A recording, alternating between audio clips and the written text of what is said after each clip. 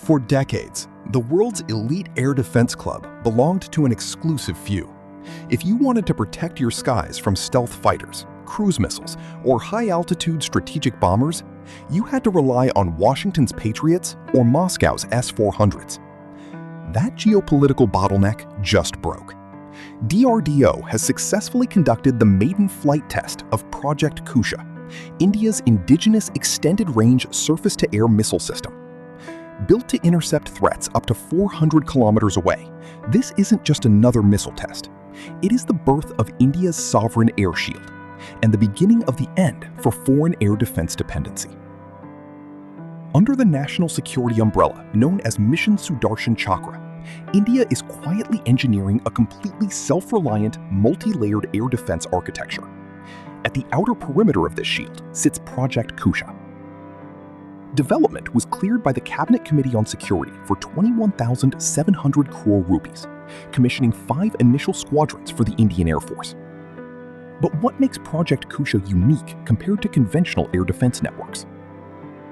Instead of relying on a single missile type, Kusha uses 3 distinct interceptors, designated M1, M2, and M3. All 3 share a unified kill vehicle chassis, but feature modular booster configurations tailored for specific target envelopes. By neutralizing high-value airborne assets like AWACS at 400 kilometers, the M3 variant effectively forces enemy strike packages to operate blind hundreds of miles before they even approach Indian airspace. To understand why Project Kusha is a geopolitical masterstroke, we have to look at India's current inventory. Currently, India relies on the Russian S-400 Triumf for long-range coverage, alongside the India-Israel co-developed Barak 8 or MRSAM for medium ranges. While the S-400 is formidable, foreign procurement comes with heavy baggage, supply chain disruptions, geopolitical friction, and vulnerable software ecosystems. With Project Kusha, DRDO and lead integration partners like Bharat Electronics Limited, BEL, Bharat Dynamics Limited, BDL, and Solar Industries are building every core component domestically. GaN-based AESA radars, high-power gallium nitride sensors providing over 500 kilometers of active surveillance with extreme electronic counter-countermeasure ECCM resilience.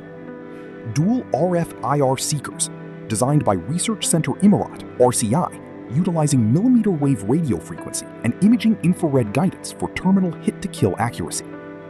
IACCS integration, plug-and-play integration with the Indian Air Force's integrated air command and control system, allowing native software and threat library updates without foreign intervention. So how does India's Desi S-400 stack up against the original Russian platform? Beyond raw performance, there is a massive economic argument. S-400 squadrons cost upwards of $1 billion per system.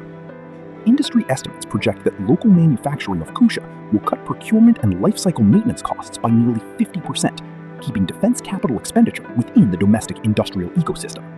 What is the operational roadmap for Project Kusha? Following the success of the M1 interceptor test flight, DRDO is proceeding with prototype integration and extended trials for the M2 and M3 variants through 2026 and 2027. Full military induction and phased operational deployment with the Indian Air Force are slated between 2028 and 2030. And DRDO isn't stopping on land. A naval variant of Project Kusha is already under active conceptualization. Designed to equip future frontline Indian Navy destroyers, this naval derivative will provide sea-based terminal defense against anti-ship ballistic missiles traveling at speeds up to Mach 7. As global warfare shifts toward autonomous drone swarms, hypersonic glide vehicles, and networked sensor grids, sovereign control over national airspace is no longer optional, it is vital. Project Kusha proves that India is moving from an importer of strategic air defense to a self-sufficient powerhouse capable of engineering elite missile shields. What do you think about India's Desi S-400? Will Project Kusha outperform foreign systems once deployed in 2028? Drop your thoughts in the comments below. Don't forget to like, subscribe, and hit the notification bell for more defense and aerospace analysis.